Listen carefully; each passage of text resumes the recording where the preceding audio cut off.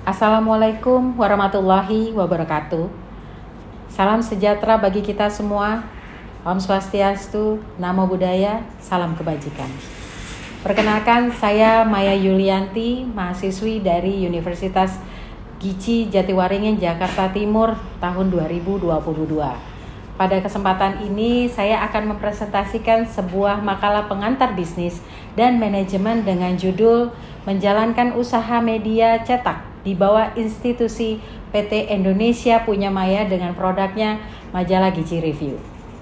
Tapi sebelum saya mulai, saya ucapkan terima kasih kepada Bapak dosen kami, Pak Aldi Friyatna Dire, SEMM, yang telah memberikan kesempatan kepada saya, dan juga terima kasih kepada teman-teman yang berkesempatan melihat dan mendengar paparan maupun makalah yang saya buat. Kenapa bisnis majalah yang saya pilih? Apakah bisnis media cetak ini masih mampu bersaing dengan bisnis lainnya? Apakah bisnis media cetak ini akan mati tergerus dengan media online? Apakah menurut kalian bisnis majalah dan media cetak akan punah dalam beberapa tahun ke depan? Bagaimana tips-tips menjalankan majalah ini agar tetap eksis sehingga mampu bersaing dengan media lainnya? Saya akan bahas satu persatu di dalam kesempatan ini. Ada banyak alasan mengapa saya memilih membuka bisnis media cetak majalah. Saya sangat yakin bahwa media cetak masih menjadi salah satu bisnis yang menjanjikan. Walaupun saat ini teknologi digital sudah semakin masif, tetap saja media cetak punya pangsa pasar tersendiri. Ada beberapa testimoni yang saya dapat dari beberapa narasumber dengan berbagai usia di antara 25 sampai 55 tahun. Beberapa dari mereka mengatakan yang pertama, kalau saya menjadi cover di salah satu majalah cetak, maka majalahnya saya akan bawa pulang untuk saya bingkai, saya taruh di ruang keluarga ibu saya, sehingga beliau merasa bangga bahwa anaknya terkenal. Yang kedua, ada lagi yang berpendapat bahwa majalah cetak bacanya lebih enak dibanding membaca berita via online. Bikin sakit mata karena cahaya HP. Yang ketiga, ada juga yang bilang bahwa saya lebih memilih membaca majalah cetak ketimbang online karena saya takut itu berita hoax alias berita yang tidak bisa dipertanggungjawabkan. Dan ada lagi yang bilang bahwa saya lebih suka majalah cetak karena saya suka tampilan dan desainnya, membuat inspirasi baru buat saya. Jadi, apakah bisnis majalah dan media cetak akan punah dalam beberapa tahun ke depan? Jawabannya adalah tidak. Karena majalah dan media cetak punya strategi tersendiri. Jadi, apakah bisnis majalah dan media cetak akan punah dalam beberapa tahun ke depan? Jawabannya adalah tidak. Karena majalah dan media cetak punya strategi tersendiri. Sebaliknya, prospek bisnisnya masih menjanjikan.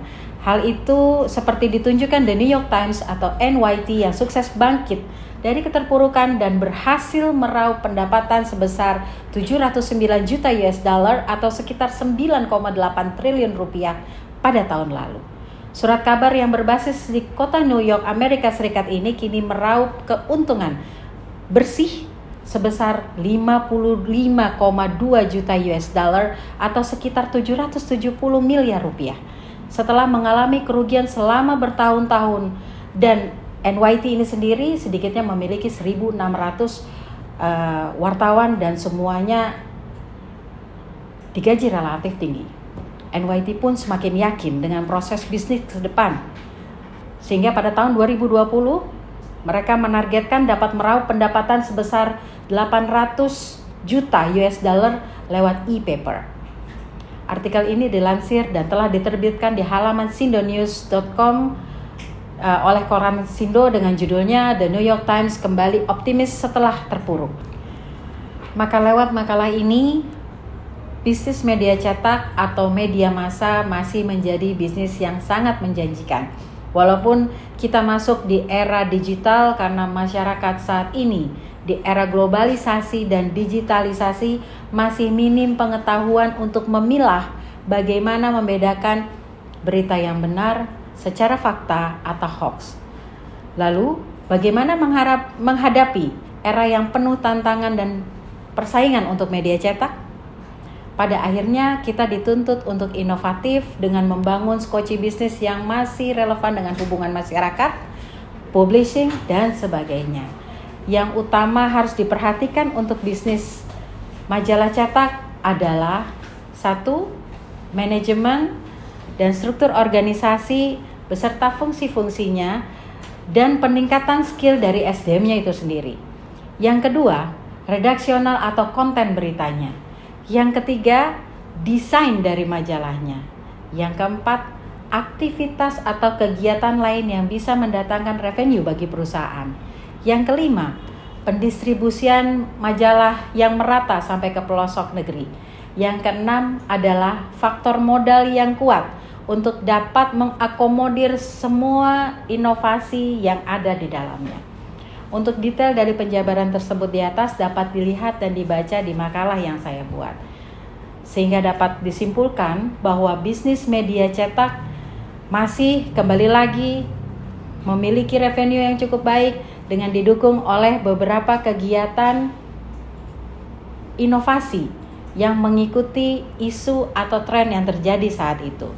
Serta tetap memberikan literasi kepada masyarakat bahwa media cetak masih lebih unggul karena isi berita yang di dalamnya dapat dipertanggungjawabkan, dan juga tidak kalah pentingnya bahwa dengan pengelolaan sumber daya manusia yang baik diharapkan bisnis ini dapat terus bersaing di era disrupsi dan menjadi salah satu media yang resilient dengan melakukan terobosan-terobosan positif dan terbaik di bidangnya. Semoga kita selalu bisa menebar kebaikan untuk semua. Salam jurnalistik, salam sehat selalu.